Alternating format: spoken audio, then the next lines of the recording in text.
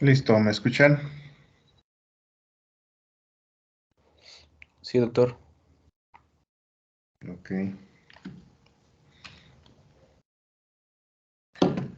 Bien, pues vamos a continuar. Vamos a ver pues alguna serie de características a considerar para preparar las soluciones nutritivas para fertirriego y también pues el programa base de fertilización, todo lo que llamamos fertilización de fondo, aunque estemos en fertirriego, que normalmente se refiere a la primer fertilización, ya sea al momento antes de la siembra, al momento de la siembra o al momento del trasplante, ¿sí? Normalmente es previo, ya dependiendo de qué sistema de producción traigan, de qué equipo de maquinaria tengan, podría ser simultánea la aplicación. Hay equipos, hay equipos, hay implementos agrícolas, hay equipos que funcionan pues, con los tractores, que pueden, en el caso de la siembra, que las sembradoras fertilizadoras te van sembrando al mismo tiempo y fertilizando al mismo tiempo. Ese tipo de maquinaria pues se diseñó para usarse al momento de la siembra. También hay máquinas trasplantadoras. No sé si las han visto, van alimentando ahí en la parte trasera. Van personas poniendo las plántulas y la máquina va haciendo el trasplante.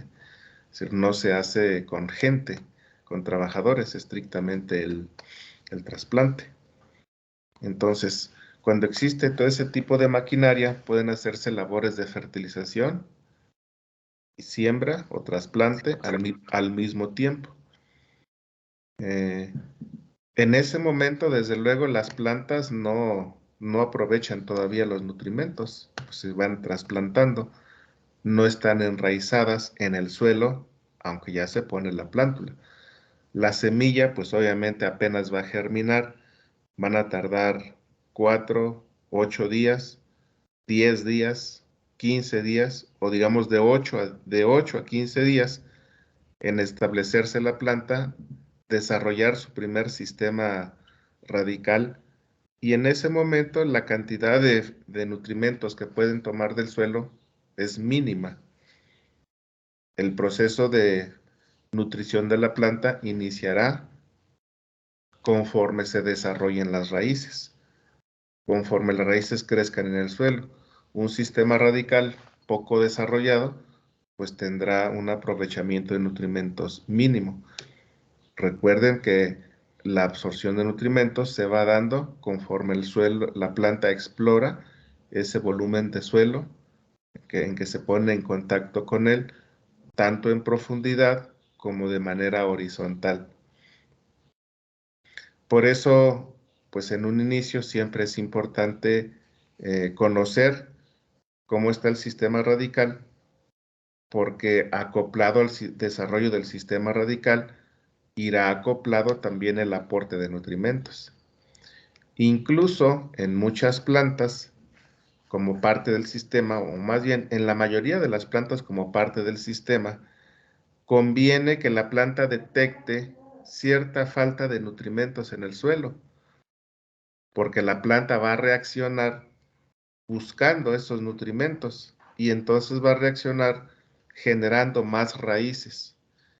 Entonces, estratégicamente, no conviene que inmediatamente en que las plantas empiezan a desarrollar su sistema radical, que inmediatamente encuentren en ese pequeño espacio rodeado a donde está germinando la semilla o rodeado a donde pusieron la plántula, que encuentre ya todos los nutrimentos para satisfacer su demanda, porque eso va a restringir o va a inhibir las respuestas naturales que tienen las plantas a que exploren, a que se anclen, a que desarrollen un sistema radical fuerte. Desde luego que debe haber la cantidad suficiente o más bien mínima de nutrimentos para que la planta reaccione, porque si hay 0 nutrimentos, pues entonces no habrá nutrimentos para ese desarrollo inicial. Ese punto tiene que regularse de especie a especie, es decir, cuál es la cantidad mínima de nutrimentos que debe haber para que la planta inicie el despegue, pero no una cantidad perfecta, mucho menos en exceso. Eso no promoverá desarrollo radical. Digamos, cantidades perfectas o en exceso no promoverá el desarrollo radical en un volumen amplio de suelo. Concentración de nutrimentos perfectas en el suelo promoverán desarrollo radical, pero en un espacio restringido alrededor, cuando hacemos el trasplante, de donde está la plántula. Cuando hacemos la semilla, pues alrededor del espacio inmediato, digo, cuando ponemos la semilla en ese espacio inmediato alrededor de la semilla. Esas son como generalizaciones que debemos tomar en cuenta,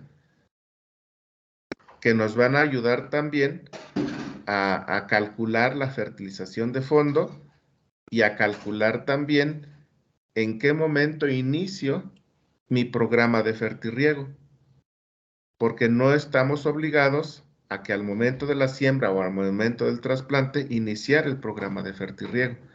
Ese ya vendrá después, a los 8 días, a los 15 días, o incluso en algunos nutrimentos, a las 3 semanas, al mes, mes y medio o más.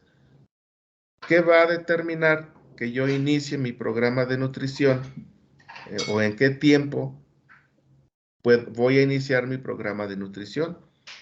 Eso lo va a determinar el análisis del suelo. Por eso el análisis de fertilidad se hace previo a la siembra, previo al trasplante, previo a generar mi fertilización de fondo.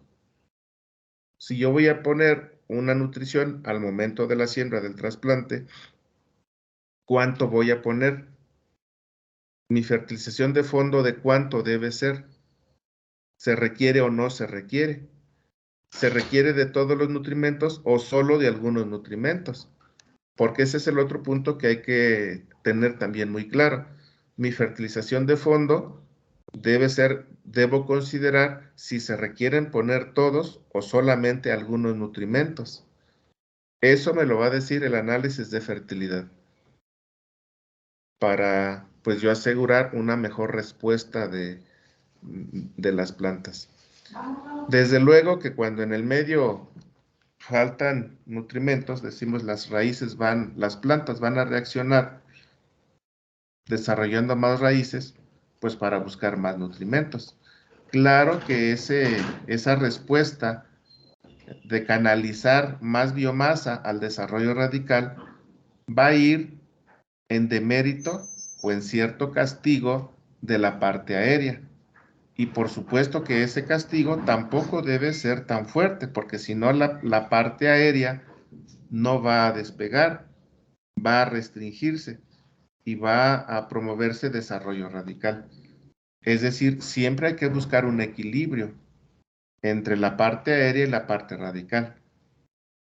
Pero también hay que cuidar ese desequilibrio o ese equilibrio que la planta logra con pocas raíces, mucho desarrollo parte aérea, porque encuentra en el suelo una cantidad suficiente de nutrimentos y entonces la planta la van a ver de la parte aérea, todo lo que es tallo, hojas, brotes hacia arriba, muy vigorosa, muy desarrollada.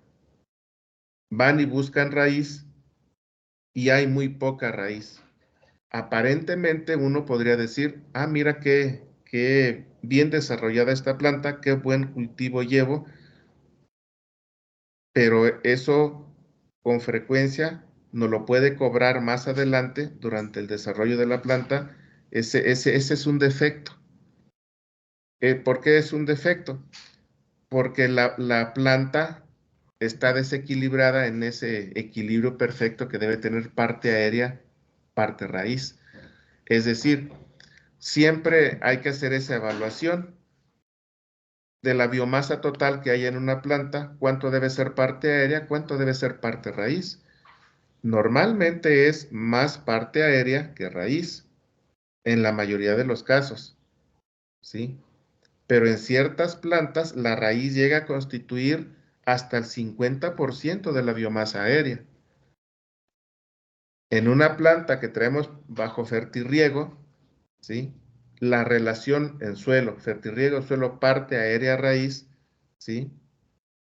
Debe ser más del 80%, digo, mínimo el 20% de raíz y cuando mucho un 80% de parte aérea. Incluso va a depender entonces de cómo esté mi sistema de producción en esa zona, de cuántos factores del medio yo traiga controlados. Si yo voy a traer en el medio donde va a crecer la planta, y me refiero tanto del suelo como de la parte externa, es decir, el clima. Si yo tengo un clima adverso, alta radiación, alta temperatura, baja humedad relativa, que me va a obligar a que yo tenga mucho cuidado con el agua y con los nutrimentos en la zona radical, podría haber desajustes en cualquier momento en esa sincronía que yo les he venido platicando de cuánto puedo acoplar el suministro a la demanda. Todos aquellos, bueno, agua y nutrimento que va a ir, pues desde luego vía radical, yo debo generar pues una capacidad lo suficientemente alta para que cuando se presenten esos estreses no me vaya a afectar el desarrollo de toda la planta. ¿A qué me refiero? Imagínense que ustedes traen un sistema bien controlado, que ocupan poca raíz para satisfacer la demanda de la planta parte aérea. Y luego se presenta algún estrés donde hídrico, desde luego, esto tiene que ver con estreses hídricos, que implica o podría implicar también desarrollo nutrimental. Recuerden que todos los nutrimentos entran junto con el agua, se mueven con el agua. El ritmo de la absorción o las tasas de absorción del agua implica también imponerle un ritmo a las tasas de absorción de nutrimentos. Bueno, imagínense que se presenta un estrés y que por parte del suelo no hay anclaje suficiente, raíz suficiente para estar mandando a la planta tanto agua como nutrimentos. Y es más rápido el estrés hídrico, ese es inmediato. El estrés nutrimental puede manifestarse después de algunos días. No se presenta el mismo día, pero el estrés hídrico sí, incluso en algunas horas después de haberse presentado o dada la condición para el estrés hídrico. Cuando en ese momento tenemos un sistema radical muy desproporcionado, es decir, un 10 a 15% de raíz y el resto de todo lo que es biomasa y el resto parte aérea. Eso es más o menos en hidroponía, de un 10 a 20%.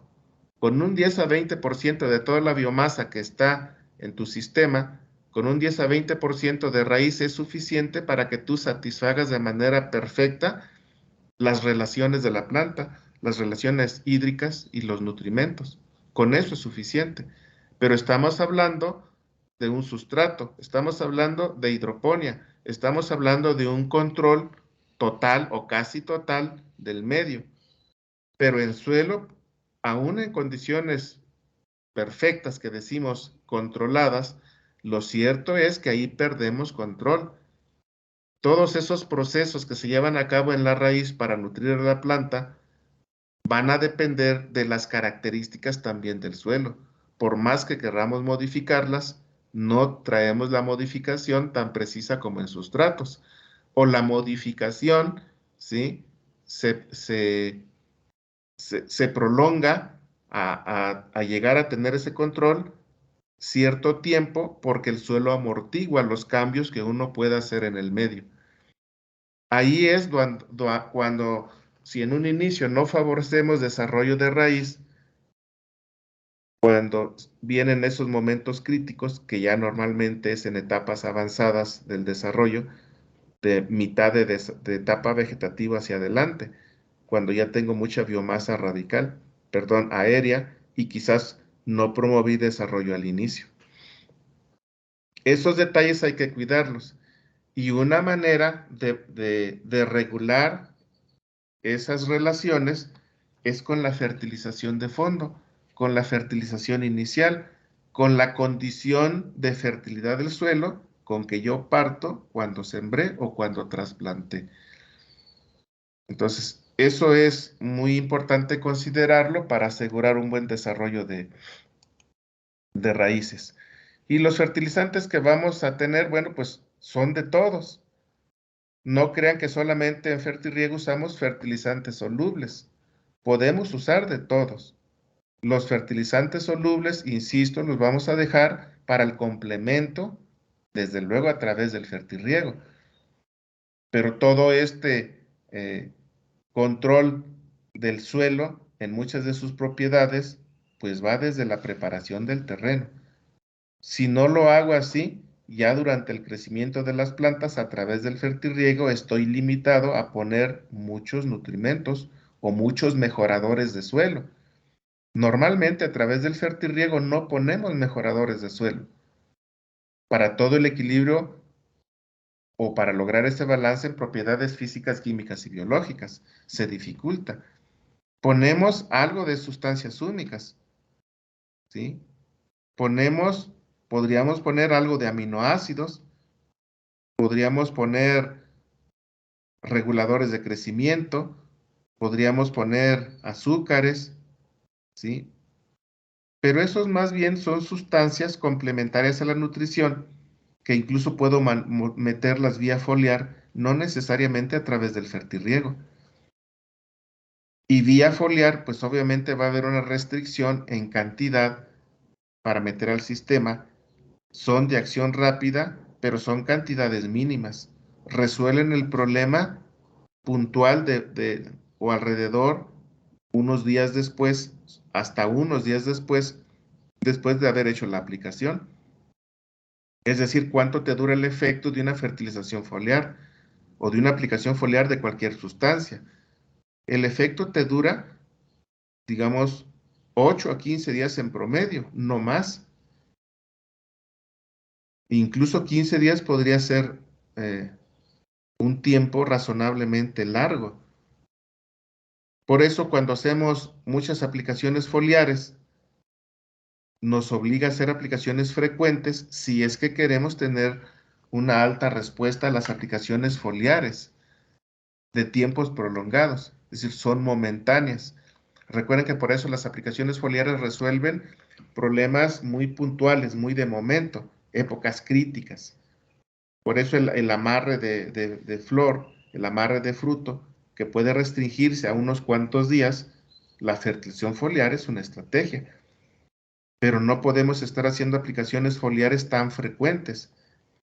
Eso ni cuando tenemos un equipo lo suficientemente robusto, amplio en muchos lugares para hacer ese tipo de manejo.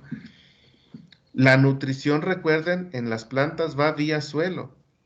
La nutrición foliar es un complemento. La nutrición va vía suelo o vía sustrato. Es decir, todo lo vamos a manejar en general vía suelo.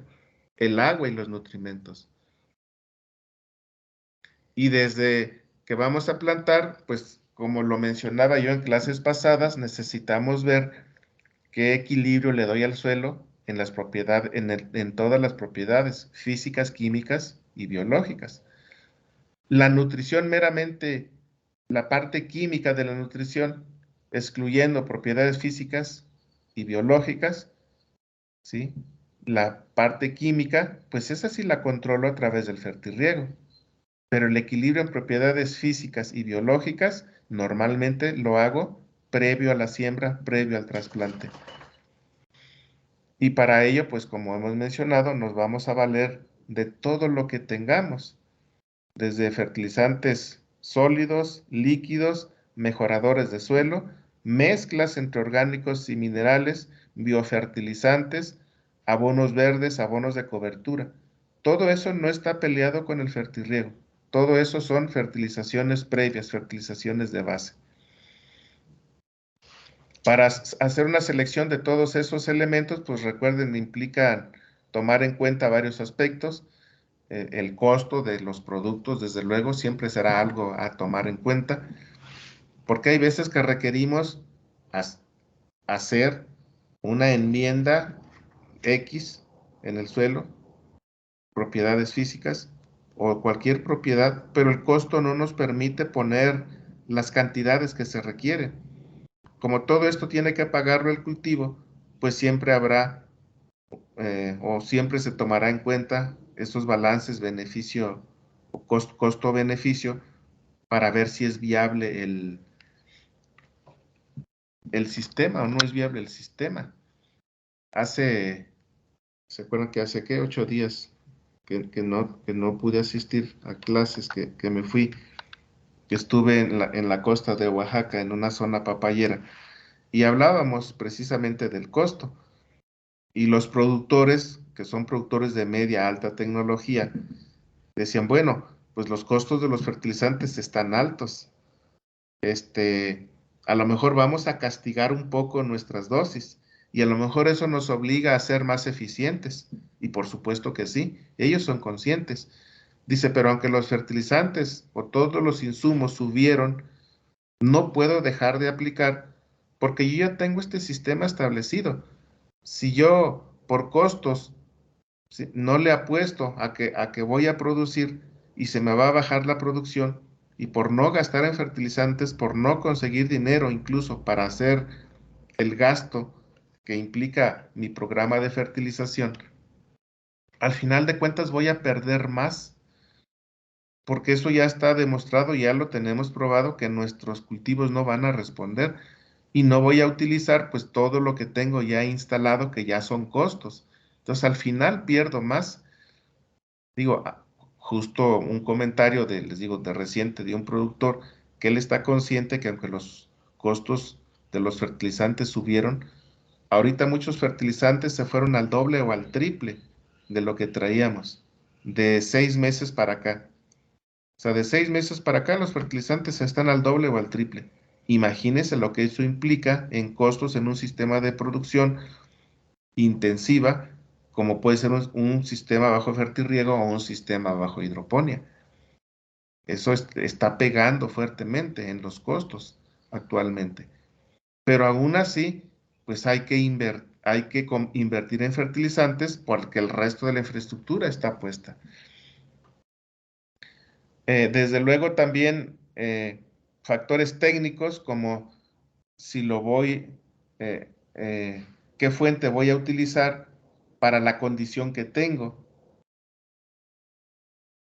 Si el pH es alcalino del suelo y voy a aplicar fertilizantes con efecto residual alcalino, pues ya no van. Ya debo buscar un fertilizante de efecto residual ácido. Aunque el costo, ¿sí?, de ese fertilizante fuera más alto, aunque fuera más caro. Yo debo pensar en los equilibrios, porque si bien de momento pudieran no ser significativo el efecto, ese desbalance se va a ir dando poco a poco y me lo va a cobrar al tiempo, que también es parte de lo que hemos dicho. En sistemas intensivos que traemos en la actualidad están desequilibrados por no haber considerado muchos aspectos desde que iniciamos todos estos manejos intensivos del suelo. Desde luego, pues a veces nos limita si está o no hay estos productos, cuestión de distribución ya de mercados, y la otra parte, pues los costos ambientales que hemos venido manejando. Entonces, considerando los propios costos, el propio sistema de cultivo que traiga, el, el factor técnico que me diría cuáles serían las fuentes más adecuadas en función de las características del suelo que yo tengo, más allá de si fuera más barato, ¿sí?, el fertilizante, o fuera muy caro o más caro. Tengo que considerar esos aspectos y ver si lo consigo. Muchas veces, desde el punto de vista de costos, es el más caro, no es el mejor para el sistema. me está alterando, desbalanceando el suelo, pero es lo que consigo, no consigo de otros. Es un problema, desde luego, resolver ese detalle que puede presentarse. A veces hasta hay que trasladarse a lugares más lejanos para conseguir las fuentes apropiadas, sabiendo que estás buscando un equilibrio perfecto, no del momento, sino muchas veces los equilibrios, para que no se alteren, debo pensar a mediano y largo plazo, porque con frecuencia, como sabemos que el suelo amortigua, sabemos que estamos haciendo las cosas mal, pero sabemos que en ese momento no se va a manifestar, que eso es un efecto a largo tiempo o a mediano a largo tiempo. Y aunque sepamos eso, hacemos la práctica, sabiendo que no nos la cobra de inmediato esa mala jugada o mala acción que hicimos. Y ahí es donde luego razonamos y decimos, bueno, al fin que pues yo solamente estoy aquí 1 o 2 ciclos. Después, si vienen los problemas, ya ahí el que venga detrás sabrá cómo resolverlos. Si yo le estoy generando un problema para después en este momento, pero que por cuestiones económicas, por cuestiones de traslados, porque no quiero batallar más para conseguir las fuentes adecuadas, no hago las acciones correctas. Eso pues tiene que considerarlo como parte de su análisis. Desde luego, por costos, los biofertilizantes son los más baratos. Actualmente se está creciendo. Por cierto, una alternativa a, a los costos, a la escasez de fertilizantes, porque muchos ahorita ni siquiera se consiguen. Y si se consiguen son más caros. Ahí se combinan dos cosas.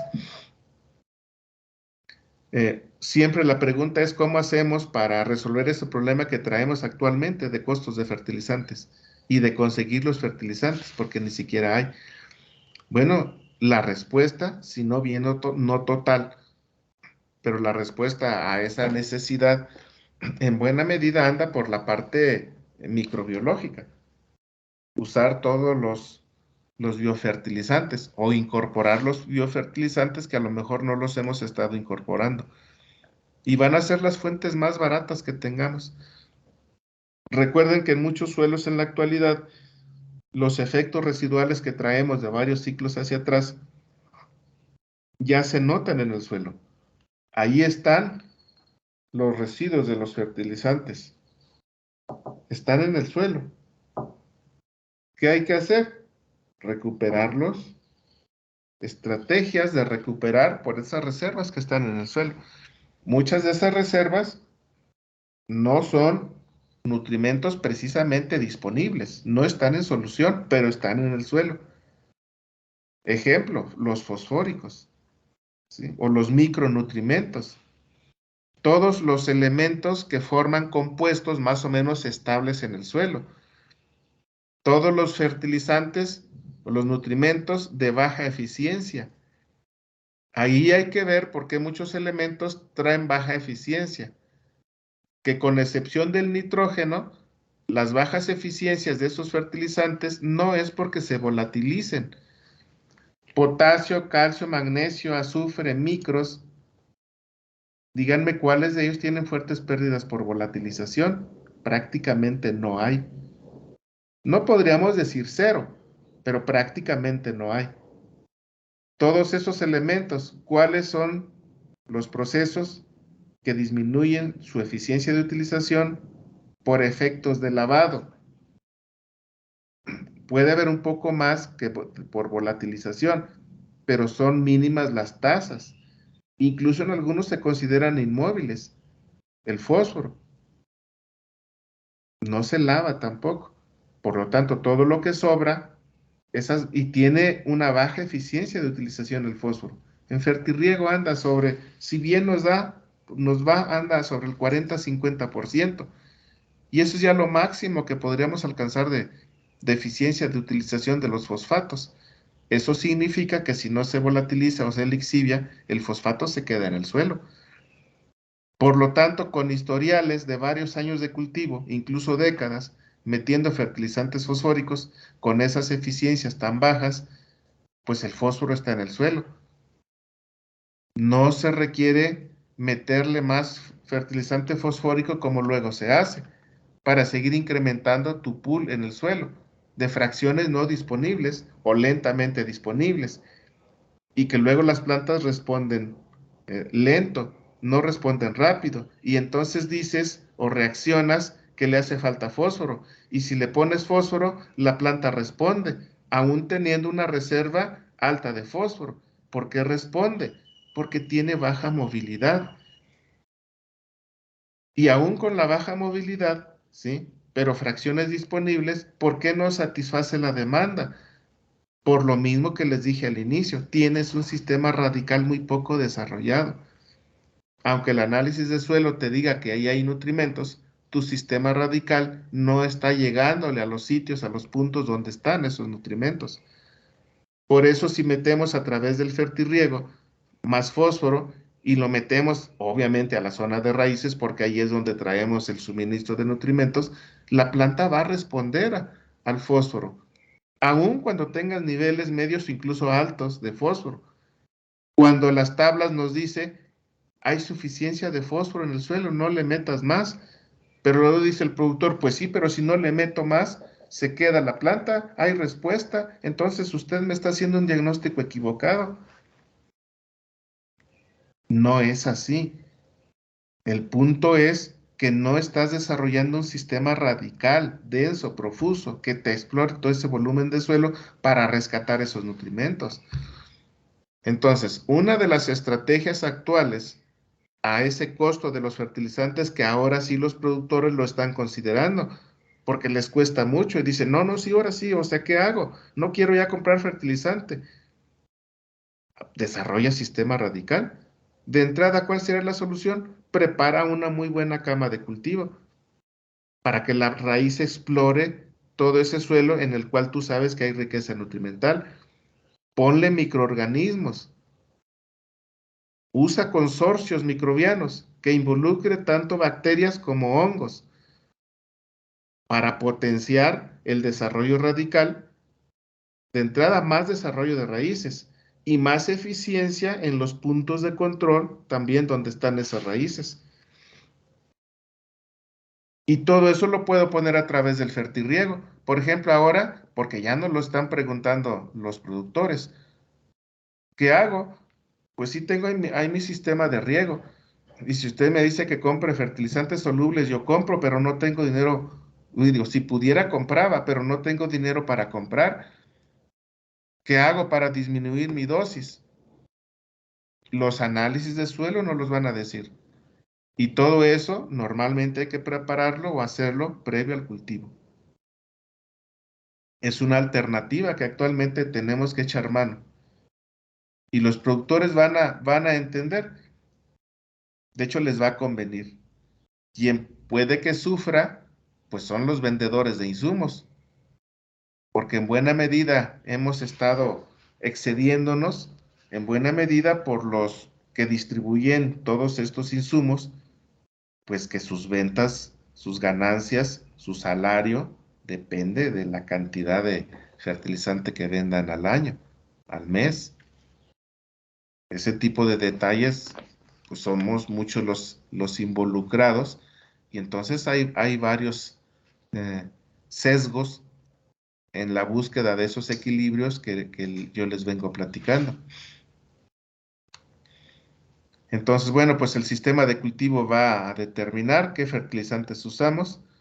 En agricultura convencional, como sería el caso, asumiendo que no estamos ahorita con ustedes como tema genérico hablando de agricultura orgánica, porque esa sería otra cuestión, un programa de nutrición, de fertilización orgánica, que también podemos meter fertirriego.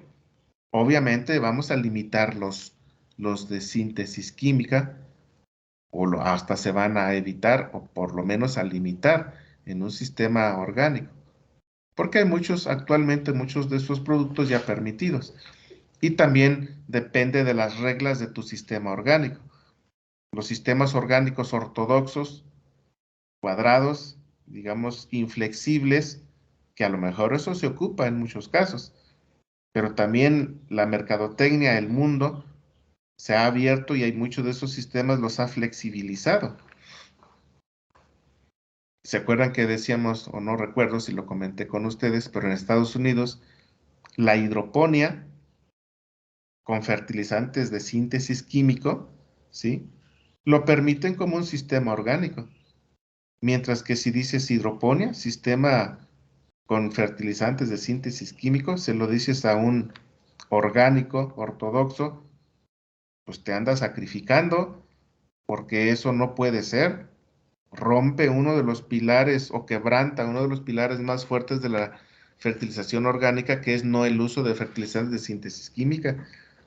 Bueno, se ha flexibilizado tanto que en algunas partes del mundo, como Estados Unidos, hasta ese tipo de sistemas ya son orgánicos y lo único que excluyen son no uso de pesticidas. Eso sí, porque pues son biocidas. Entonces, ese contexto, desde luego, influye en la selección de fuentes que tú vas a hacer desde un inicio. En agricultura convencional podemos usar de todos prácticamente. Desde luego hay que hacerlos con medida, buscando siempre los equilibrios, que serían las cuestiones importantes a considerar. De aspectos técnicos, pues recuerden que ahí va a depender mucho de qué sistema, cómo vas a poner los fertilizantes, qué efectos vas a lograr. Menciono siempre por dos criterios importantes. Si tú tienes un suelo ya con ciertos problemas de salinidad, pues tendrías que utilizar fertilizantes con el menor efecto residual salino. Recuerden que los fertilizantes generan dos efectos residuales importantes, efectos en pH y efectos residuales. Los efectos residuales los vamos a observar con cambios en la conductividad eléctrica, que son o es un indicador indirecto, ¿sí?, de la cantidad de sales, de la cantidad de nutrimentos en solución. No podemos usar fertilizantes con alto índice salino, o hay que evitarlos o poner al mínimo en suelos donde ya veo que está en un proceso de salinización, y mucho menos si ya se declara salino. Ahí prácticamente casi habría que evitar fertilizantes que incrementen más la salinidad, o incluso en esa condición un abono orgánico. Luego decimos, ah, pues es un abono orgánico, ese no me genera salinidad, es un abono orgánico, no es un fertilizante químico. Los químicos sí, pero los orgánicos no. Error, error. Un abono orgánico, de esos que vienen de establos, de animales con dietas balanceadas, generan un efecto, un abono, un estiércol con un alto índice salino, incluso con altos niveles de sodio. Uno de los problemas fuertes de los abonos orgánicos, de esos abonos, de estiércoles, de animales estabulados con dietas balanceadas, te generan estiércoles muy ricos nutrimentalmente. Tú puedes decir, ah, pues qué padre, ¿no? Claro, qué padre para un suelo de mediana a baja fertilidad. Eso es muy padre. Pero para un suelo que ya traes en fertirriego, desequilibrado, con niveles salinos de la media hacia la alta, es un problema manejar abonos orgánicos con esas características. Porque de pronto tú vas en ese abono por el nitrógeno, por el fósforo u otros elementos que ni traen tanto y están pasados en otros. Vas a seguir aumentando los desequilibrios. Entonces depende que traigamos. A eso nos referimos cuando digo aspectos técnicos, ¿sí? Aspectos técnicos, ese tipo de criterios de cómo va a quedar tu balance final en ese suelo, dependiendo cómo lo tienes, dependiendo qué desequilibrios traes, y ahora considerando qué le vas a meter nuevo. Por ejemplo, un suelo con problemas de salinidad, si le metes un abono con esas características, lo desgracias más. Y sin embargo requiere materia orgánica. pues sí, requiere materia orgánica, pero pobre en nutrimentos, para mejorar estructura del suelo, para mejorar propiedades físicas. Ahí es donde un abono pobre, una composta pobre, una vermicomposta pobre, te va a lograr efectos mejor en ese suelo. Solo que no son efectos nutrimentales, son efectos físicos. No se vayan a confundir en los efectos de muchos materiales orgánicos. Pueden tener efectos físicos, efectos químicos y una consecuencia de tener materia orgánica, pues efectos biológicos. Los efectos químicos son inmediatos. Los biológicos, más o menos, pero puede que implique una recuperación o una reproducción microbiológica del suelo, que tampoco tarda tanto. Pero los efectos físicos con frecuencia no los ves en el mismo ciclo en que lo pusiste. Y a lo mejor una dosis no hace el efecto. Implica que hagas un programa, como lo hemos venido diciendo, de aplicación de materia orgánica a varios años y los efectos físicos los vas a ir notando conforme pasen los ciclos y recuperarás ese conjunto de propiedades que decimos están en desequilibrio. En el caso que ya lo mencioné, por el lado de los químicos, bueno, y también los abonos orgánicos te modifican pH, también te modifican pH. Los químicos, los fertilizantes químicos, pues te modifican también la cantidad de sales por los efectos residuales salinos, porque no todos los fertilizantes lo que metemos se aprovechan eh, en su mayor parte. Recuerden que las eficiencias de utilización de nutrimentos en general son bajas y los efectos residuales por esa baja utilización pues se va a manifestar como acumulación de residuos, es decir, acumulación de sales. El otro efecto es el cambio en pH. Ahí también, incluso para manejar en fertirriego y para manejar en la fertilización base previa, tienen ustedes que saber qué va a pasar con ese pH en el suelo, ya sea inmediato, a mediano o a largo plazo. Para que se manifieste ese efecto dependerá en buena medida de la dosis. Si la dosis es baja, pues no se notará ese efecto ni inmediato, ni a mediano, ni a largo plazo. Si la dosis es media alta, el efecto inmediato puede ser que ya se note o puede ser que no se note. Pero si con esa dosis media alta a mí me toman los años con esas dosis, haciendo ese tipo de programación de aplicación de insumos, pues conforme pase el tiempo voy a ir notando esos cambios.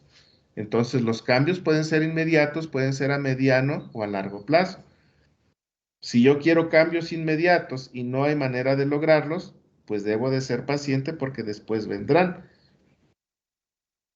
Pero si yo hago ciertas prácticas y no pasa nada en el momento, aunque estén mal y digo que entonces no es cierto todo eso que se dice, pues no es cierto porque esos efectos se van a manifestar no en el momento, sino a mediano y largo plazo. Y de esos efectos que se manifiestan así, que dependen de la capacidad de amortiguamiento del suelo, pues uno de esos cambios es el pH, que es un factor muy importante a cuidar, a no desbalancear en los suelos o a pasarlo al punto que nos interese.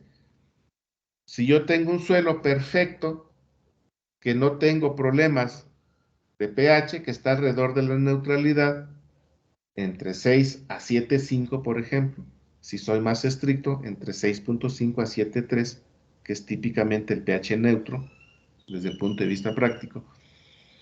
Pues si yo no quiero que se modifique ese pH, debo balancear fertilizantes a lo largo de varios ciclos para que no se me baje el pH o se me suba. Y debo saber entonces las proporciones de los diferentes fertilizantes para que el pH se mantenga en ese rango adecuado, para que no se desequilibre. Y eso debo pensarlo a N años hacia adelante, es decir, para siempre. Si yo ya tengo un pH alcalino, claramente es un pH fuera del balance. ¿Qué debo hacer? Pues meter fertilizantes de efecto residual ácido para que por lo menos mientras yo esté haciendo esa práctica de traer el programa de fertirriego así, con esos fertilizantes, yo baje el pH al valor más cercano a lo óptimo. Lo mismo si se trajera un pH ácido. Poner fertilizantes ahora que tengan un efecto residual alcalino para subirle el pH y acercar el valor del pH en el medio de crecimiento, por lo menos mientras yo esté haciendo mi práctica de fertirriego, más cercano a esos pHs adecuados. Pero debo conocer cuál es la reacción en el suelo, es decir, sobre el pH de esos fertilizantes. Podríamos decir que hay fertilizantes de efecto residual alcalino, fertilizantes de efecto residual ácido y fertilizantes que no te modifican el pH, es decir, fertilizantes de efecto residual neutro. En general, de todos los fertilizantes, ¿cuál te sube pH? ¿Cuál te baja pH? Los que más te modifican pH son los nitrogenados. Bueno, en general, los que son ácidos te bajan pH, cualquiera sea, aunque no sea nitrogenado. Por eso usamos ácido nítrico, ácido fosfórico, ácido sulfúrico. Esos tres. No usamos ácido clorhídrico por el cloro, pero también puede usarse para modificar pH. Si están en un sistema de producción orgánica y van a querer acidular, pues van a usar o usamos con frecuencia ácidos orgánicos como el ácido cítrico grado alimenticio. En un sistema de fertirriego con enfoque orgánico, usamos el ácido cítrico. En un sistema no orgánico, un sistema convencional, pues sulfúrico, nítrico, ¿sí? Y fosfórico. Los ácidos, decimos, los ácidos que chupa el diablo, los ácidos que toma el diablo, los ácidos que escupe el diablo. Esos son los que usamos para fertirriego. Por eso, pues imagínense, son ácidos. Si no tenemos cuidado, pues puede haber efectos negativos. Pero eso no quiere decir que no se pueden usar. Y pues, si queremos subir pH, pues los álcalis, es decir, los hidróxidos, que son muy solubles, los hidróxidos, los álcalis, hidróxidos, hidróxido de potasio, hidróxido de calcio, hidróxido de magnesio, hidróxido de sodio, así como el ácido clorhídrico, no lo uso o lo uso muy poco por efecto del cloro, no porque no sea un buen acidificante. Lo mismo el hidróxido de sodio, no porque no sea un buen alcalinizante. De hecho, es de los mejores, pero limitado ahora por el sodio. Entonces, eso me obliga a recurrir a otros hidróxidos de potasio, de calcio, de magnesio. Un tip, porque es un problema frecuente. Y yo digo, bueno, yo no sé por qué no lo razonan, pues eso es muy lógico. Ya encontraron un hidróxido para subir pH y siempre usan el mismo hidróxido. Error. Así como acidular, siempre usan o ácido sulfúrico, o ácido fosfórico, o ácido nítrico. Error, siempre usar uno de ellos. ¿Qué tenemos que hacer? Buscar equilibrios y nos obliga a usar de todos los ácidos, nos obliga a usar de todos los hidróxidos. Si tú tienes un suelo, digamos así, atascado de potasio, que no metes potasio, pero vas a controlar pH con hidróxido de potasio. Controlas pH, sí, pero vas a caer en desbalance por exceso de potasio. Ácido sulfúrico, que es el más barato. Y ese es uno de los errores en fertirriego. Se casan con el ácido sulfúrico para siempre, porque es el que gastas menos ácido. Te sale más barato, cuestión de costos, gastas menos. Todo mundo, y luego en el mercado, te venden siempre ácido sulfúrico, es lo que tienen. Y ahí están los sesgos. Finalmente se termina vendiendo los que dicen, no, pues ¿para qué compro nítrico si nadie lo compra? ¿Para qué compro fosfórico si nadie le compra? Pues sí, pero los equilibrios, pues sí, pero la gente no me los compra. Entonces, ¿yo por qué voy a traer eso si la gente no lo compra? La gente quiere sulfúrico. Ah, pues yo le vendo yo le vendo lo que ella me compre. Y luego cuando tú vas a buscar equilibrios, por ejemplo, después de esta clase, quizás algunos digan, híjole, yo tengo 15 años con mi fertirriego y siempre uso ácido sulfúrico y no he hecho análisis. Pues lo más seguro es que ande mal. Van y hacen análisis. Resulta un suelo atascado de sulfatos. Y luego te preguntas por qué.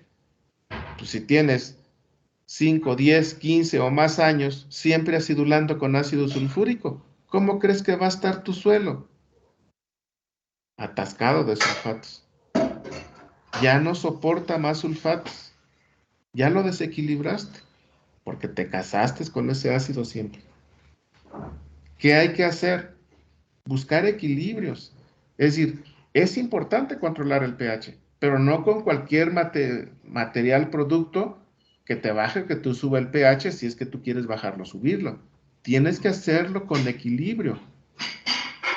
Entonces, en un programa de fertirriego, dependiendo de los análisis, aunque el pH lo pudieras controlar solo con un ácido, lo más común es que desde el punto de vista de los equilibrios no sea conveniente que solamente uses un ácido. Tienes que usar con frecuencia los 3 ácidos para controlar el pH y aportar también 3 nutrimentos: nitrógeno con el nítrico, fósforo con el fosfórico, azufre con el sulfúrico y hasta, si el sistema lo permite, un poquito de clorhídrico para meter un poquito de cloro. Si es que el suelo o el cultivo, ¿sí?, requiere cloro y tuvieras cloro, digamos, en deficiencia para el sistema que lo requieres. Ahí tienes 4 ácidos que vas a usar. Y hasta el cítrico, si quieres. Ya un producto más. Igual por los álcalis, los 4 álcalis, para manejar a través del fertirriego. Hidróxido de potasio, de calcio, magnesio y de sodio. Pero tienes que hacerlo en equilibrio. Así de sencillo, así de sencillo. De todos esos hidróxidos que te van a servir para controlar el pH, pero que meten un catión acompañante, potasio, calcio, magnesio y sodio, las plantas, ¿cuál es el que más utilizan? De esos 4 cationes, pues el potasio. Imagínense, jitomate, absorbes 600, 700, 800 kilos de potasio por hectárea en un ciclo de producción cultivo intensivo. Calcio de 200 a 400, magnesio entre 100 y 150, sodio no debe ser más de 50 kilos. Aunque tú controles el pH con cualquiera de ellos o con una mezcla de ellos, ese equilibrio en que la planta ocupa el catión acompañante de ese hidróxido ya te está diciendo cuál es el hidróxido que deberías utilizar en mayor proporción para controlar tu pH. Controlas pH y que no fueras a caer en desbalance de algunos de los elementos. Esa estrategia tiene que montar también cuando fuera el caso, que no es lo común. Normalmente ustedes no van a enfrentar suelos o sistemas de producción bajo fertirriego para subirles el pH. Normalmente enfrentamos el problema al revés. Tenemos suelos con exceso de álcalis, carbonatos, bicarbonatos, y hay que bajarles el pH. Aguas alcalinas. Para preparar la solución del fertirriego hay que bajar el pH. Pero eventualmente o se van a enfrentar a algún problemilla por ahí a subir pH. Realmente el problema es al revés, bajar pH, bajar pH. Y normalmente en suelos metidos en fertirriego con el tiempo están con excesos de sulfatos. Ahí también voy a romper una regla que ustedes traen por ahí muy introducida en sus esquemas de razonamiento, ¿sí? Dicen, no, pues es que las plantas, si te pasas en doble o en el triple de sulfatos, las plantas no pasa nada. Métele sulfatos, las plantas aguantan. El sistema aguanta. Ok, el sistema aguanta. Pero el punto es por cuánto tiempo. Y al tiempo te cobran esos desequilibrios. Obviamente al tiempo son varios años. Y luego, como es el más barato, el ácido sulfúrico, es lo que les decía. Terminan con el tiempo generando suelos ricos en sulfatos, que ya no te aguantan más sulfatos. Y te restringe que metas sulfato de potasio, sulfato de calcio, sulfato de magnesio, sulfato de amonio, porque con el puro ácido sulfúrico hasta estás pasado en azufre. Es muy fácil hacer el cálculo, simplemente un flujo de un balance de masas. Hay veces que acidulan eh, el agua ahí en el cabezal, tienen que meterle 6, 7, 8 miliequivalentes de ácido sulfúrico. Fíjese, en esos casos, 8 miliequivalentes. Saquen su calculadora, actívenla ahí en su celular. 8 miliequivalentes de ácido sulfúrico para controlar pH. Y digamos bien, lo están controlando bien, el cálculo no está mal, está perfecto para controlar pH. Pero ¿qué implica en tu desbalance de azufre? 8 miliequivalentes. ¿Cuál es el peso equivalente del azufre cuando está como sulfato? ¿Sí? Como sulfato, pues es un azufre, 4 oxígenos, 2 cargas negativas. Entonces el azufre que pesa 32, ahí está actuando en una molécula con 2 cargas negativas. Entonces 32 entre 2 para que saques el peso equivalente. 32 entre 2, 16. Entonces 16 es el peso equivalente del azufre en la molécula del sulfato. Estás metiendo 8 miliequivalentes por litro para neutralizar pH. Les estoy hablando de casos con alta alcalinidad, donde andas neutralizando 6, 7, 8, 9, 10 miliequivalentes de alcalinidad. Le metes ácido sulfúrico para utilizar el hidrógeno y neutralizar esa alcalinidad. Pero también le metes 8 miliequivalentes de azufre. ¿Sí? Entonces, 8 por 16, que es el peso equivalente. 8 por 16, 128 partes por millón de azufre. Fíjate, 128 partes por millón de azufre. Es lo mismo, o sea, 128 miligramos por litro de azufre. Es lo mismo 128 gramos de azufre por metro cúbico. Una lámina normal de riego, ¿en cuánto anda? 5,000, 6,000, 7,000 metros cúbicos en tu ciclo. Ponle una lámina promedio, 50 centímetros de lámina. Ya en volumen,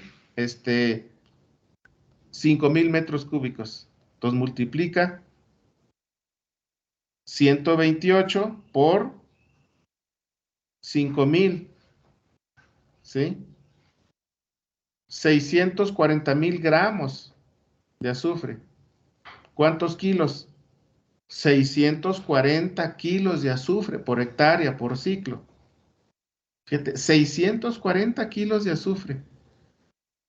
Ahora, para que juzgues si eso es mucho o es poco, pregúntate, ¿cuánto de ese azufre ocupó la planta? Incluso un cultivo intensivo, si te absorbe entre 100 y 150 kilos de azufre por hectárea, eso será lo normal para un cultivo de jitomate como este ejemplo que he venido poniendo de alto rendimiento. De 100 a 150 kilos de azufre por hectárea. Estás metiendo más de 1 tonelada de azufre en un ciclo. Y eso en una lámina de 50 centímetros. Es decir, 5,000 metros cúbicos. Si tú ya tienes un ciclo y estás fíjate, estás en un lugar donde llueve poco, ¿sí? En un ciclo largo, y te vas a ir a 8, 9, 10 meses de cultivo, y estás en el centro del país hacia el norte, donde son altos niveles de requerimientos hídricos. No es suficiente con una lámina de medio metro, es decir, 5,000 metros cúbicos. Ya te vas a más láminas incluso en cálculos que hacemos en un ciclo anual de un cultivo en esas condiciones de alta radiación, alta temperatura, alta humedad en el ambiente, si calculas cuánto estás metiendo de agua, te vas a una lámina de 1 metro o más. Si fuera el caso que te fueras a una lámina de más de 1 metro en una condición así, en un ciclo anual y esas condiciones, te vas a más de 1 tonelada de azufre por hectárea, por año, para que tu cultivo te absorba.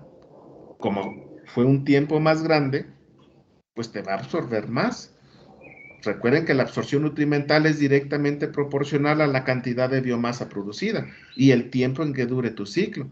Mientras más dure tu ciclo, más biomasa, más nutrimentos. Pero de azufre, cuando mucho, en un año, el tomate te absorberá 200 kilos por hectárea por ciclo. Y metiste más de 1 tonelada, 1200 kilos de azufre. Imagínate, con los 200 es suficiente. Te sobra 1 tonelada de azufre ahí.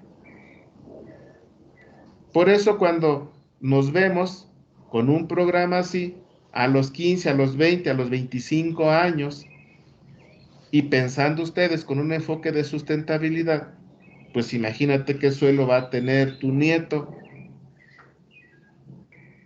Pues, algunos de ustedes ya tienen sus hijitos.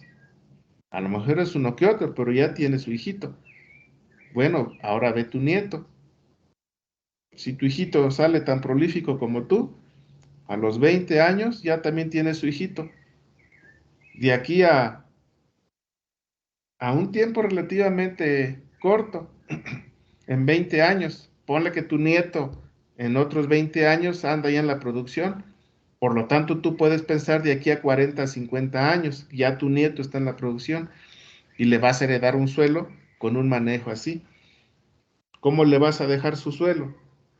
¿Qué es la herencia que le vas a dar? Pues sí le vas a dar una herencia, pero le vas a dejar un suelo todo desgraciado, todo desequilibrado, por un mal manejo. Ese es el ejemplo de los sulfatos, ¿eh? En fertirriego, en campo, en general. Suelos riquísimos en sulfatos, por un desbalance, por controlar pH, pero no cuidaste efectos residuales. A eso nos referimos cuando decimos que en estos balances, las fuentes que utilices, tienes que considerar no solamente el efecto inmediato o solamente en el momento por qué lo aplicas, sino cómo impacta al resto de las propiedades del suelo. En general decimos, bueno, los ácidos o los álcalis suben o bajan pH fácilmente. Los que no son ácidos ni álcalis, bueno, algunos, digamos, solubles. Pero, por ejemplo, para subir pH, pues todos los que sean carbonatos. Por eso en suelos ácidos, ¿qué hacemos? El encalado. ¿Con qué? Con carbonatos. Normalmente de calcio y o magnesio, que son de reacciones suaves. Por eso la cal-dolomita, que es un carbonato doble de calcio y magnesio, es un material muy utilizado para subir pH.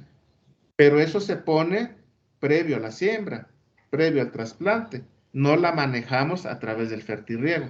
Son de esos mejoradores, de esas prácticas previas que hay que hacer en ese suelo, previo al fertirriego. Ya en el fertirriego, pues te quedan los hidróxidos para subir pH, de lo más común, muy solubles. Si vas a bajar pH, suelo alcalino, y lo vas a manejar en fertilización de fondo, previo a la siembra, previo al trasplante, pues entonces acidulamos los suelos normalmente con azufre, azufre agrícola.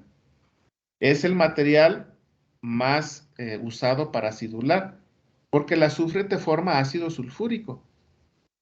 Y obvio, al formarse ácido sulfúrico como una reacción del azufre en tu suelo, te va a lograr un efecto de bajar pH. También tienes que tener cuidado, porque si tú tienes un suelo calcáreo y te la vas a pasar acidulándolo, acidulándolo, acidulándolo siempre con azufre, pues llegará un momento dado que vas a bajarle el pH, pero vas a subir los niveles de azufre en el suelo. Cuestión de equilibrios nuevamente para balancear y ver hasta dónde es posible manejar todos esos productos o ya no manejarse o simplemente regular la dosis para prever al tiempo cuánto puedes manejar. Afortunadamente, a través del fertirriego podemos hacer un uso de mayor variedad de sustancias para modificar el pH y en cantidades pequeñas. ¿Cuál es la desventaja? Que voy a modificar pH mientras esté aplicando el fertirriego y que los efectos residuales, a lo mejor, desde luego más bien, no van a ser fuertes, van a ser suaves y que me va a servir solo para controlar el pH mientras los estoy aplicando. Eso que pudiera ser una desventaja si pensamos que no estoy modificando las propiedades de manera permanente, un productor podría decir, oiga, pues si ya tengo eso aplicándolo siempre y no se controla, si no lo hago siempre tengo el problema. No, pues yo quiero que usted me dé una solución ya para siempre. Pues si ya sabe cómo está mi suelo, ¿por qué me somete a que yo siempre haga eso?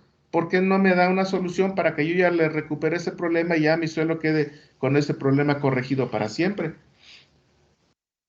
¿Qué le van a contestar? Pues, oh, sorpresa, señor. No existe esa solución para ese suelo con esas características. Eso es imposible, generar una solución para que usted se revierta ese problema para siempre. Tendría que cambiarle este suelo. Tendría que hacerle otro suelo que sí tenga un equilibrio en propiedades, que yo diga, ese suelo está equilibrado en propiedades y ya es para siempre.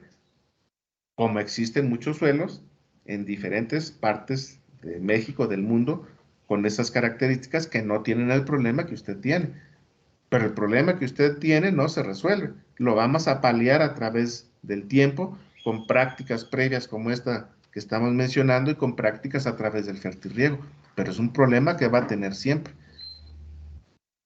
Y yo digo, bueno, pues por un lado, qué bueno que no se pudiera solucionar siempre. Si no, imagínese la cantidad de, de elementos, de sustancias fuera del balance que yo quiero que podría estar metiendo. Nos obliga entonces a un control constante a través del fertirriego. Entonces, esa ventaja o desventaja, es relativo decir si es ventaja o desventaja.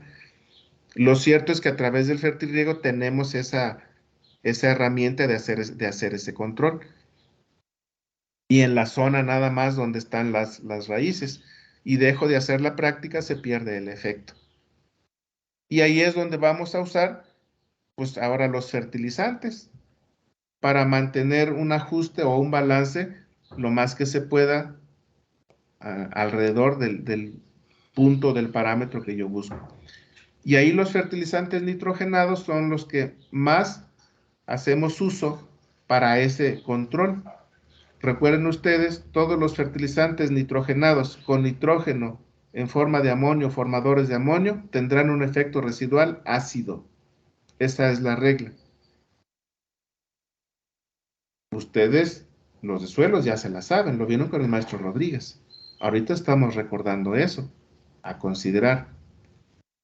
Los de Orti también, creo que el maestro Rodríguez les dio clases a varios. Yo estoy seguro que eso lo vieron con él. Repito, todos los fertilizantes nitrogenados con nitrógeno en forma de amonio o formadores de amonio tendrán efecto residual ácido. Si abusamos de ellos, acidificamos los suelos. Si los usamos en proporciones combinadas con los que alcalinicen, pues digamos que mantenemos el pH en el rango que queremos. Y por el otro lado, todos los fertilizantes nitrogenados con nitrógeno en forma de nitrato y combinados con metales alcalino o alcalino térreos tendrán un efecto residual alcalino.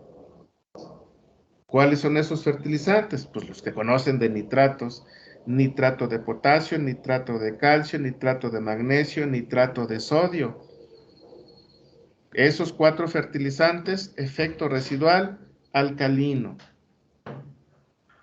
Ahora con amonio, pues sulfato de amonio, nitrato de amonio, ¿sí?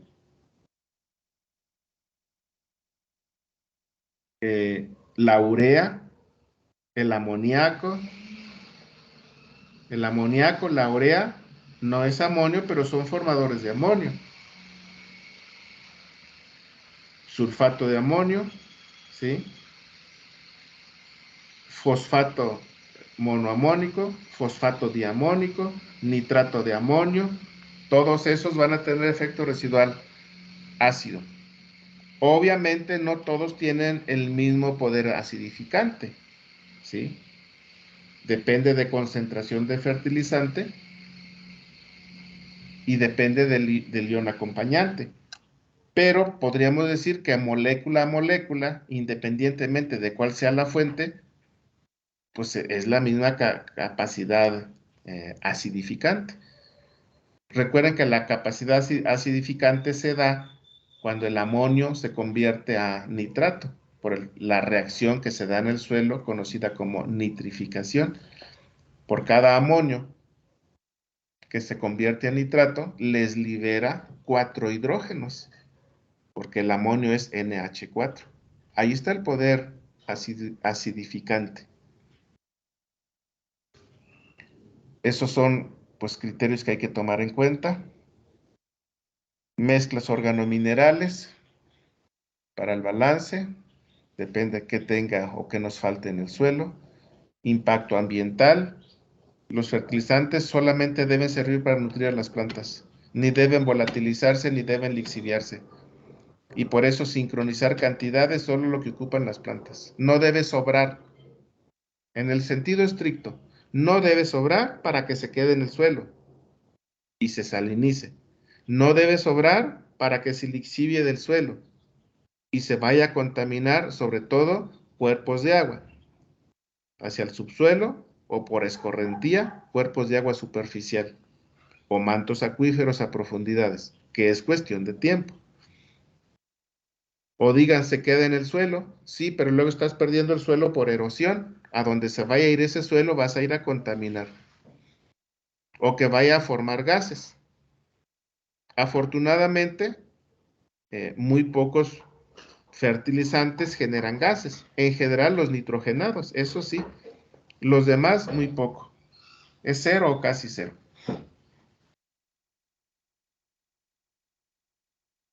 Aquí un ejemplo de estos nitrogenados, de cómo te pueden generar control del pH o pérdidas por volatilización. Vean el amoníaco perdiéndose hacia la atmósfera. Los diferentes fertilizantes. El NH3 es la materia prima para hacer los diferentes fertilizantes. En el caso de los fosfóricos, de los que modifican pH, pues el fosfato monoamónico, fosfato diamónico, por el amonio. El más usado es el monoamónico. Todos estos vienen de la apatita, recuerden. ¿Sí? La apatita, que es un fosfato de calcio. Si se le trata con miren, si se le trata con ácidos, la apatita es la roca fosfórica. Pueden usarla como fertilización de fondo. Es un fosfato de calcio. Funciona muy bien en suelos ácidos. Pero si meten apatita en un suelo neutro alcalino, no se va a solubilizar, no les aporta fósforo. Fue la condición en que se formó. pHs alcalinos, precipitó como fosfato de calcio. O sea que no es una fuente para pHs neutros alcalinos. Pero si ponen roca fosfórica en un suelo ácido y luego fertirriego, les va a trabajar muy bien. Están dando fertilización de fondo. Y ya a través del fertirriego, pues normalmente los fosfatos de calcio, bueno, estos para suelo, normalmente el super simple o el super triple, ¿sí? Y los muy usados en la agricultura, en fertirriego, pues el fosfato monoamónico y el fosfato diamónico, para formar los fertilizantes de fósforo sólidos, los más solubles que hay. El fosfato, el famoso MAP, muy usado en fertirriego. En fertirriego vamos a usar MAP para fósforo, o bien ácido fosfórico, o bien fosfato de potasio. Esos tres son nuestras fuentes de fósforo. Fosfato de potasio, MAP, fosfato monoamónico o ácido fosfórico. Ya otras fuentes de fósforo normalmente son poco solubles. Esos están hechos para fertilización directamente al suelo. Los fosfitos, que es el ácido fosforoso, no es una fuente de fósforo como nutrimento, es una fuente más bien de fósforo para cuestiones de enfermedades. Los potásicos, la materia prima son igual materiales o minas que se extraen de yacimientos, sobre todo son combinaciones de cloruro de sodio con cloruro de potasio. Esa es la fuente de los potásicos en general. Esa silvinita, que es un doble cloruro, se somete, más bien es un proceso de separación física por lavado para los cloruros, y luego los cloruros de potasio se hacen reaccionar con ácidos y generas tu sulfato de potasio y tu nitrato de potasio. Estos dos, sulfato de potasio y nitrato de potasio, nuestras fuentes en fertirriego. Si el mismo cloruro de potasio, que es de extracción, lo haces reaccionar con ácido fosfórico, formas el fosfato monopotásico y el fosfato dipotásico. El más usual para fertirriego, fosfato monopotásico. Y ahí está el otro, fuente de fósforo, fuente de potasio. Para calcio, magnesio y azufre hay muchas o variadas fuentes. En general, pues sulfatos y nitratos y carbonatos de magnesio y de calcio. Para fertirriego, el más usual, sulfato de magnesio o sal de Epsom. Otra excelente para fertirriego es nitrato de magnesio, pero se consigue menos. El caballito de batalla para magnesio, sulfato de magnesio. Si ya un suelo tiene suficiente sulfato, ya no es una buena fuente. Ahí recurrimos a nitrato de magnesio. Para calcio no nos queda como fuente más que el nitrato de calcio, porque es muy soluble. Todos los demás son insolubles, o en el caso del hidróxido, pues es un hidróxido de calcio, no puedo meterlo por cuestión de pH. Cloruro de calcio también puedo meter, pero en pequeñas cantidades. Es decir, hidróxido de calcio y cloruro de calcio, que no está aquí, los puedo usar, pero en pequeñas cantidades. Cuidado con el cloro, cuidado con el hidróxido. Y solamente me queda para calcio, como caballito de batalla, nitrato de calcio. El azufre pues va como de manera secundaria, como impureza en varios productos, o como ion o anión acompañante en el uso de otros fertilizantes para meter otro elemento, por ejemplo, sulfato de potasio, sulfato de amonio, ¿sí? Sulfato de magnesio, que son la fuente principal de azufre, ácido sulfúrico. Entonces, de azufre normalmente no tenemos problemas de fuente tampoco. Para micros, pues van a usar, o vamos a usar las sales comunes, todo el grupo metálico, el hierro, el zinc, el cobre, el manganeso, los cloruros, cloruro de hierro, de zinc, de cobre, manganeso, individuales. Puede ser tu fuente sin problema. ¿Por qué? Porque metes muy poco cloro. El cloro pesa 35,5, pero es un metal, es hierro, cloro 2 más. Digo, hierro, cloro 2, manganeso, un manganeso, 2 cloros, un zinc, 2 cloros. Entonces, más o menos andas metiendo la misma cantidad de cloro, porque tiene como la mitad del peso atómico de los otros elementos que andan de 55 a 65. 2 cloros son 70. Entonces, metes ligeramente más cloro que el micro. Pero el micro, ¿cuánto metes? Tus 2 partes provienen de hierro, una de manganeso, 0.2 de zinc. 0.05 de cobre, o sea que la suma de esos tres son 3-4 partes por millón, 3-4 partes por millón de cloro. Incluso en un suelo con cierto exceso de cloro, puedes meter todos los micros como cloro. Es muy poco el cloro que estás metiendo. Aún así, pues podríamos evitarlo. O los sulfatos, sulfato de hierro, sulfato de zinc, sulfato de cobre, sulfato de manganeso, como está aquí indicados. O bien los quelatos, ¿sí? Los sintéticos, el EDHA, EDTA, DTPA, que existen para todos los micros, de hierro, de zinc, de cobre, de manganeso. Son nuestras fuentes para micros. En general, puede haber por ahí fertilizantes especializados que cada vez hay mayor variación que podemos utilizar. Para boro, el ácido bórico y el bórax son nuestras fuentes o nuestros caballitos de batalla. Lo mejor, ácido bórico. Es una fuente más eficiente que el bórax. El bórax normalmente es un borato de sodio y el ácido bórico, H3BO3, que ya es como se absorbe por las plantas. Las plantas toman al boro como ácido bórico, por eso es una mejor fuente que el bórax.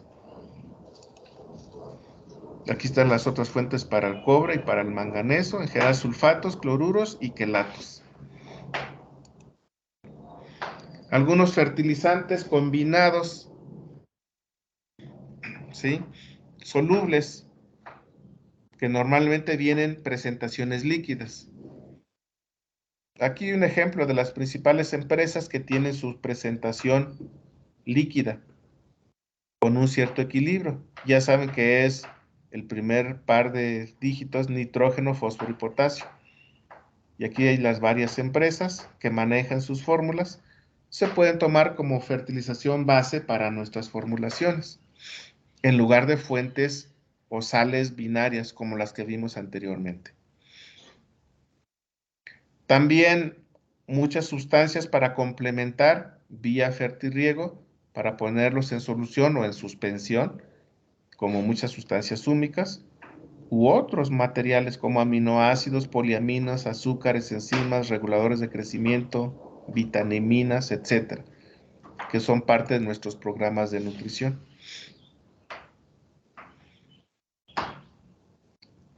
Desde luego hay que, pues, tener en cuenta que aunque estemos en fertirriego o en fertilización directa al suelo, en campo, fertilización abierta, no fertirriego, pues siempre hay que ajustar la dosis adecuada, una evaluación económica, una evaluación fisiológica y una evaluación ambiental, que es parte de lo que hemos venido haciendo énfasis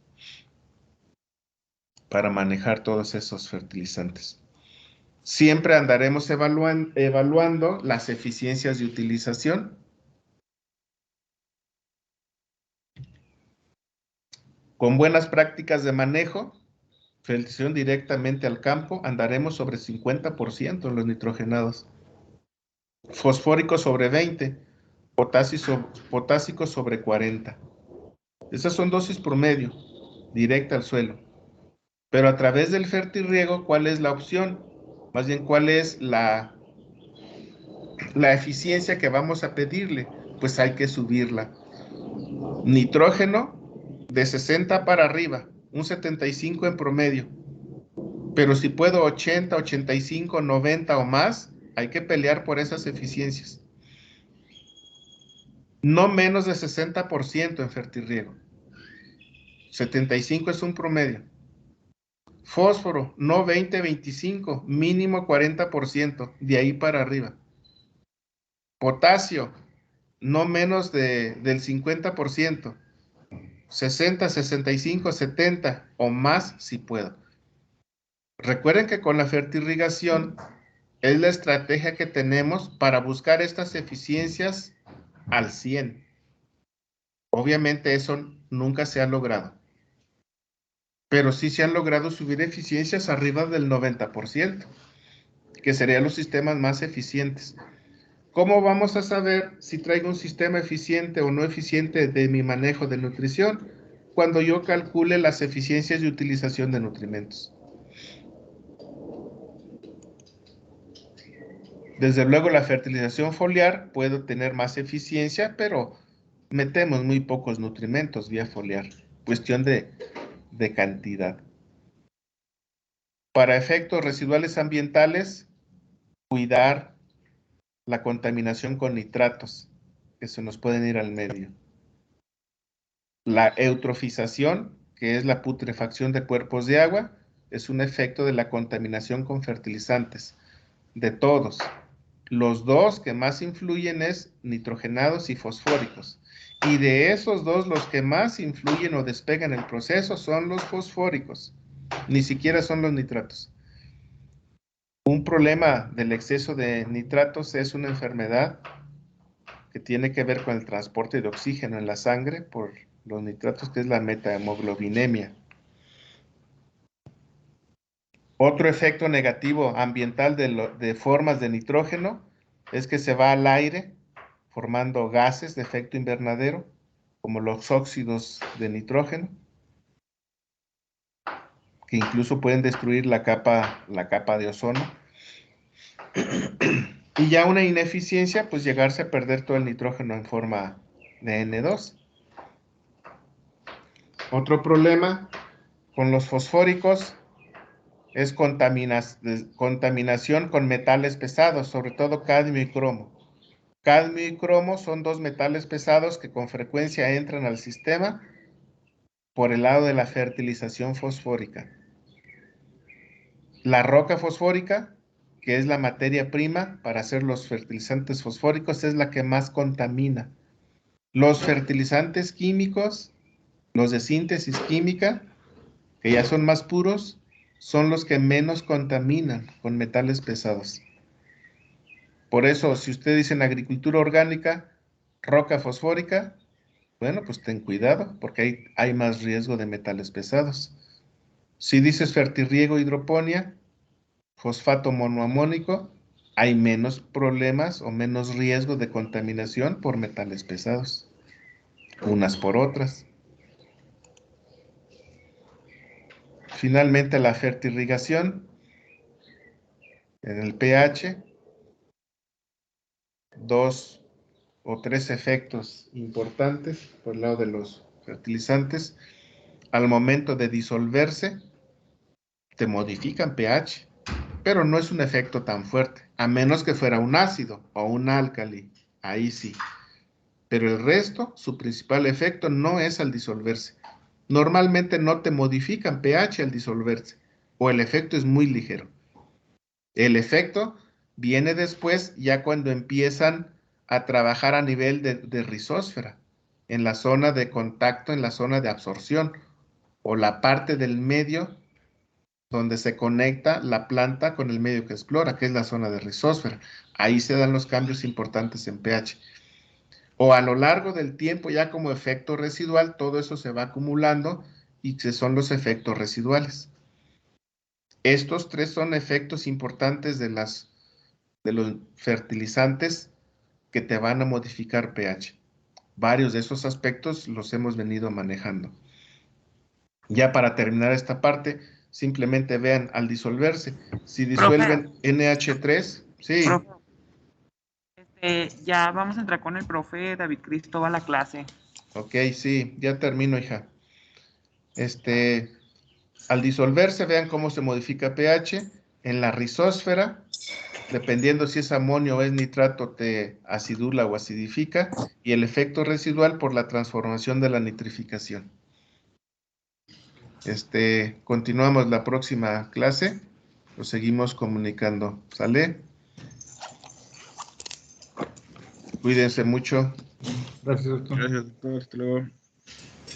Gracias, profe. Hasta Gracias, doctor. luego.